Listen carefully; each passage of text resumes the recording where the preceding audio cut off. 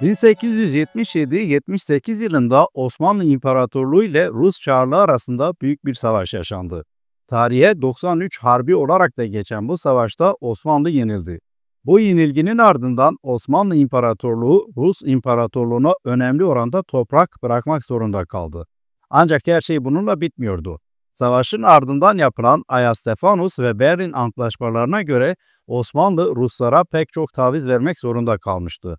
Önemli tavizlerden biri de Osmanlı'nın doğu vilayetlerinde yani Kürdistan'ın kuzeyinde yaşayan Ermenilerin hakları ile ilgiliydi. Ermeniler özellikle Berlin'deki görüşmeler sırasında Kürdistan'ın kuzey vilayetleri üzerinden hak talebinde bulunmuş ve bu Rusya tarafından olumlu karşılanmıştı. Bu durum Osmanlı'nın daha fazla toprak kaybedeceği anlamına geliyordu. Ruslarla yaşanan bu yıkıcı savaşın hemen ardından Kürt cephesinde de önemli bir gelişme oldu. Kürdistan'ın ileri gelen şeyhlerinden olan Şeyh Ubeydullah 1878'de Osmanlı ve İran imparatorluklarına karşı isyana kalkıştı. Şeyh Ubeydullah 500 bin aileden meydana geldiğini söylediği Kürt milleti adına isyan ediyordu ve Kürtlerin de statü sahibi olmaları gerektiğini savunuyordu. Bu nedenle pek çok kaynakta Kürt milliyetçiliğinin ilk kaynağı olarak da bu isyana işaret ediliyor.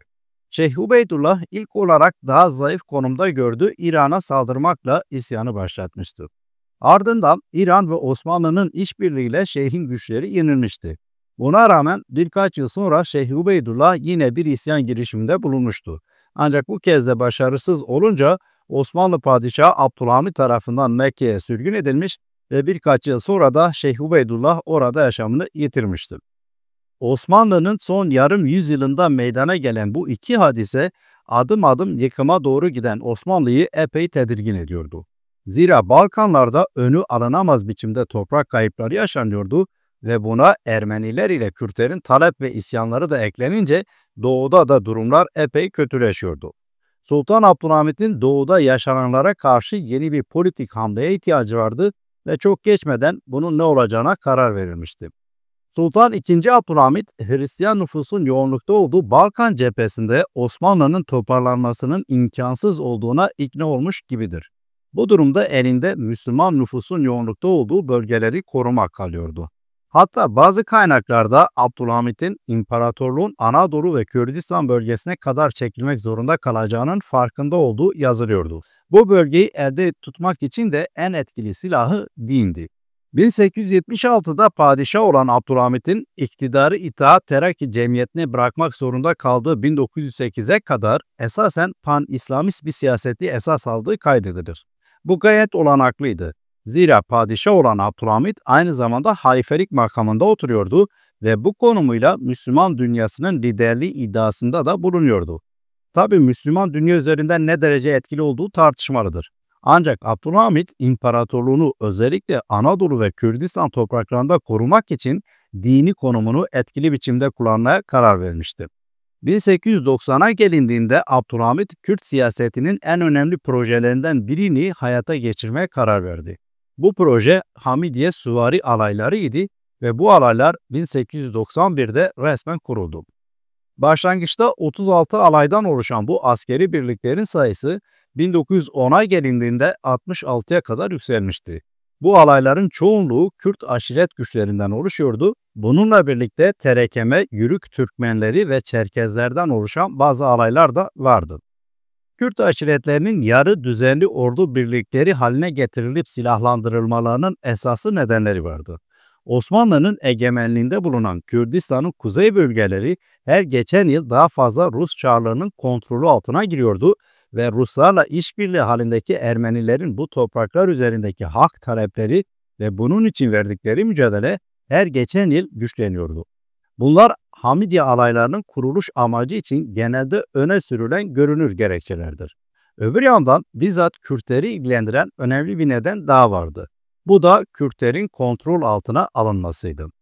Abdülhamit'in Kürtleri bu projeye ikna etmesi çok zor olmayacaktı. Bunun için iki güçlü argümanı vardı.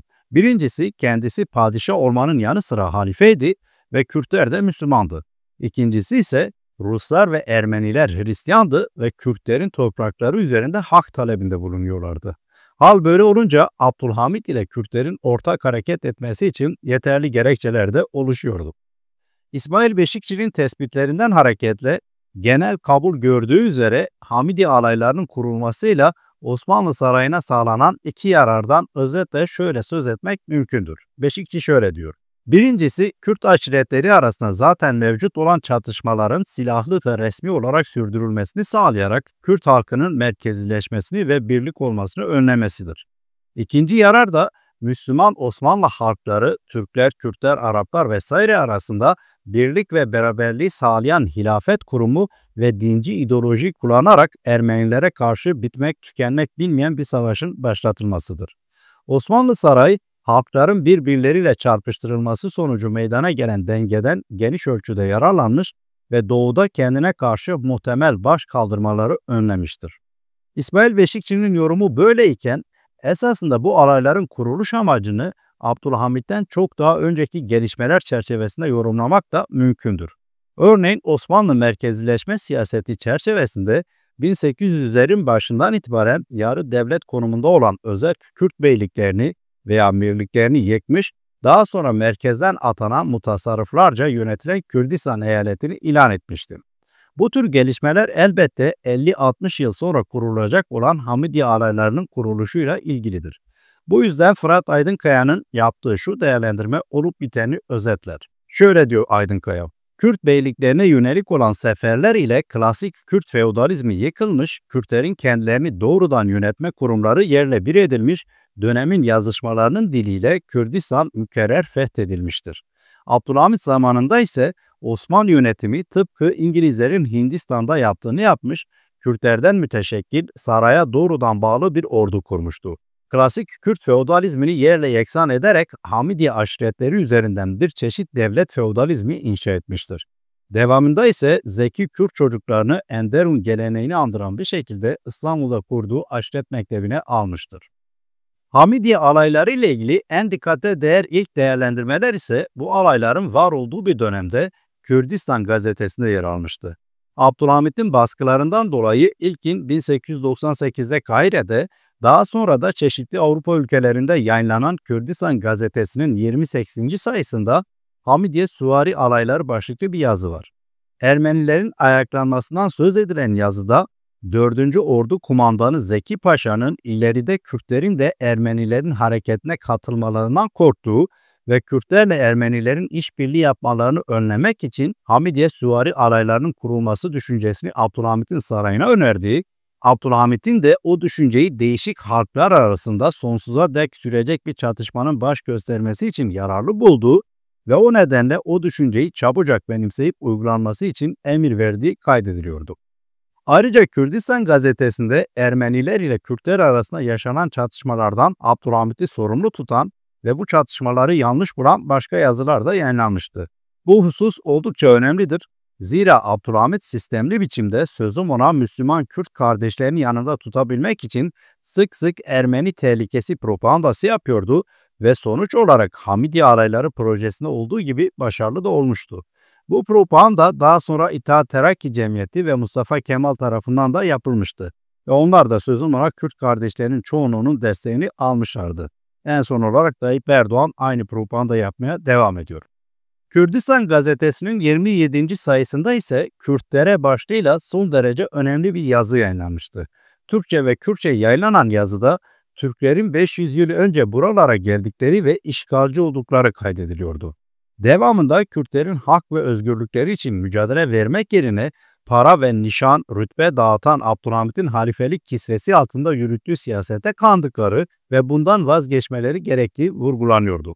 Muhtemelen Abdurrahman Bedirhan tarafından yazılan ve Kürt milliyetçiliğinin ilk kaynakları arasında eşsiz konumu olan bu yazıda 1895'ten sonra yaşanan Ermeni katliamlarından dolayı Kürtler de suçlanıyordu ve buna karşın Kürtlerin Şeyh Ubeydullah'ın benimsediği siyaseti örnek almaları isteniyordu. 1901'de yazılan bu yazıda şöyle deniyordu. Birkaç yıl önce Van'da padişahın emriyle düzenlenen bir toplantıda Kürtleri Ermenilerin katliamına itip kışkırtmak için karar verildiğinde o toplantıda bulunan rahmetli Şeyh Ubeydullah, Ermenilerin bu şekilde öldürülmelerinin Tanrı'nın emirlerine aykırı olduğundan, böyle bir iradeyi çıkaran bir padişahın ise zalim ve Tanrı'nın emirlerine karşı gelmiş olacağından, zalim bir padişahın ise tahttan indirilip görevden uzaklaştırılmasının gerekli olacağından bu gibi iradenin padişah hakkında hayırlı olmayacağını bildirerek toplantıdan çekilmişti.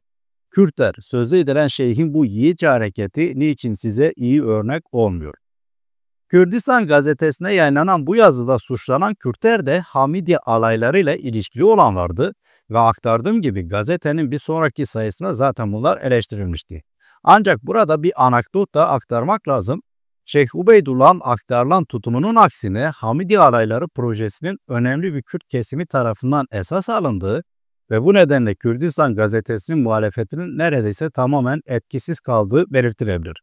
Hatta gerek İstanbul'daki erken dönem Kürt milliyetçilerinin, örneğin Kürdistan Teali Cemiyeti çevresinin, gerekse de daha sonraları Kürt hareketinin öne çıkan isimleri olacak olan Cibranlı Halit Bey ve Şeyh Said gibi isimlerin bu alaylara karşı tutumları Kürdistan gazetesinin aksinedir. Bu alayların karıştığı suçlar veya katliamlar vesairenin bahsettiğim Kürt milliyetçileri tarafından onaylandığını gösteren herhangi bir bulgu yok elbette. Ve fakat bunlara karşı çıktıklarını gösteren net bulgular da yok.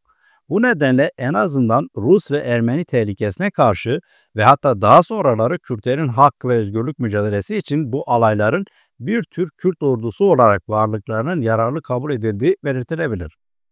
Özellikle süvari alaylarıyla Kürtler üzerinde etkili olmak isteyen Sultan Abdülhamit, sadakat bildiren aşiret reislerini ve şeyhleri silah, rütbe, altın ve imtiyazlarla tırnak içinde şereflendirdiği ve hatta pek çok Kürdü bürokraside görevlendirdiği için Bavi Kürdan yani Kürtlerin babası olarak da anılıyordu.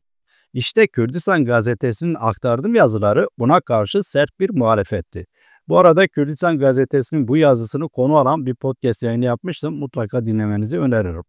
İttihat Terakki Cemiyeti 1908'de meşrutiyet ilanıyla iktidarı Abdülhamit'ten almıştı ve 1913'ten itibaren de tüm ipler bu cemiyetin elindeydi.